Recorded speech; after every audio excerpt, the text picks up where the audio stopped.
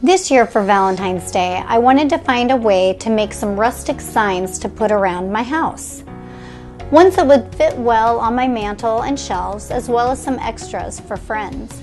I built two types of signs. Conversation hearts that look like just your classic Valentine's candy.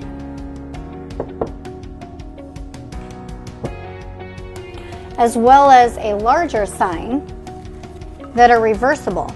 So you can have one sign up for Valentine's Day or maybe an anniversary, and the other side, which you can leave up the rest of the year.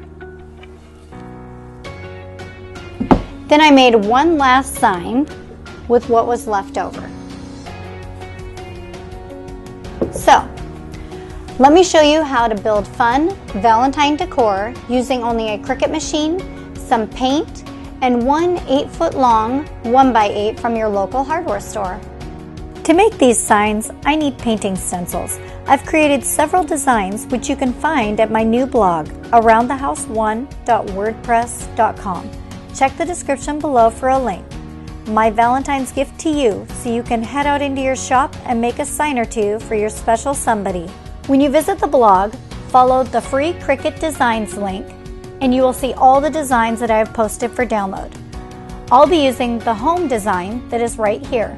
So when I click the link below, it will take me to where I can download the Cricut file. Just click the download button in the top left corner. It's easy. And since I wanted to make this sign reversible, I will also get the Seattle sign in the same way. I plan to regularly update my blog with new project ideas and all the Cricut designs I make.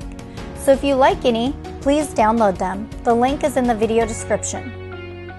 Once you have your favorites downloaded, import them into Cricut Design Studio by choosing New Project. Upload your image and choose your image type. I always use moderately complex. I honestly have no idea why, but it seems to work for me. You will want to minimize the size by using the minus in the top right corner. I wanted to make sure the resolution was large enough for big projects, but may have overdone it. So if you want to paint that billboard, this stencil should work for you. At this point, you want to click on the items that are not the stencil, and you will use the eraser tool to delete my watermark. Unless you are such a big fan that you want it there. I won't complain. Save your image. Make sure you use the cut option for stencils. This is important. In this video, I save it as a print file because I will be using it for a different project as well. I upload the image to my project and size it. Although the vinyl only cost about $1 per sheet, I like to use as little as possible, so I will be printing 2 stencils on 1 sheet. I do the exact same steps with the home stencil. I weld my designs together and click Make It. If you need a refresher on how to load and unload the mats in a Cricut, check out my other videos. I used the miter saw to cut my 1x8 into 6 pieces. 3 boards 24 inches long, 2 boards 7¼ inches long, and the piece that's left is roughly 9 inches.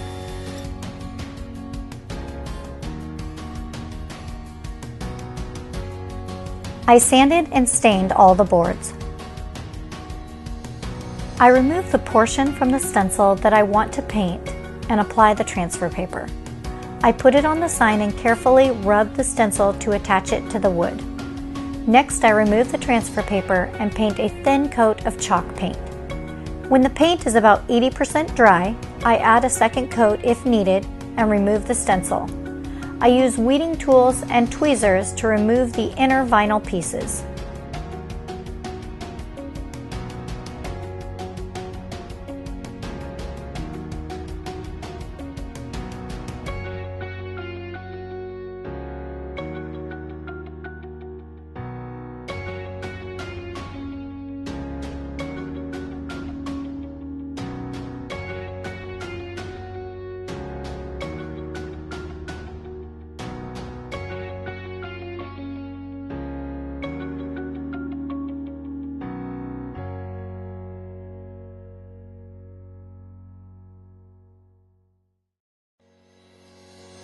If I'm applying another stencil on top of something I've already painted, I wait until it is fully dry and then put it on.